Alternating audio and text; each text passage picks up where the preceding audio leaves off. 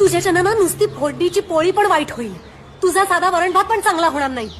तुझ्या करंज्या फाटतील, तुझे मोदक फुटतील. तुझ्या पुरणपोळ्यांना कायम अगोड आणि करपलेल्या होतील. अंगात नाही बळण चिमटा घेऊन पळ. येणं ना घेणं खंदी लावून येणं. चोरून पोळी खा म्हणलं तर बोंबलून गुळवणी मागायची अशी गत आहे. नाजूक नारण खायचा अपकाचा मार. दमडीचा सौदा नियरदाऱ्याचा होता. तुझं खायचं बंद हागायची तरपड करीन बघ. खानताची खापरण रागात त्याची लेकरं. त्याची तरकट झाली त्याच्या तिरडीचा ढासाळा बांबू. त्याचं मड गेलं मसनात. त्याला जाळला नेऊन त्याला जळतय राजाचं बुड जळतय मशालीचा. येळणं वखत गोडव चाललंय फुकट. तू येडा, तुझा बाप येडा, तुझा अख्खं खानदान येड. एक एक बात नव हात. अगं नवं लुगडं घातलं ना की मला नजरच लागती. हळूच पादायचं आणि कुठलं वास येतोय का म्हणायचं. तुझ्या जीभवर हागलं काळं कुत्र.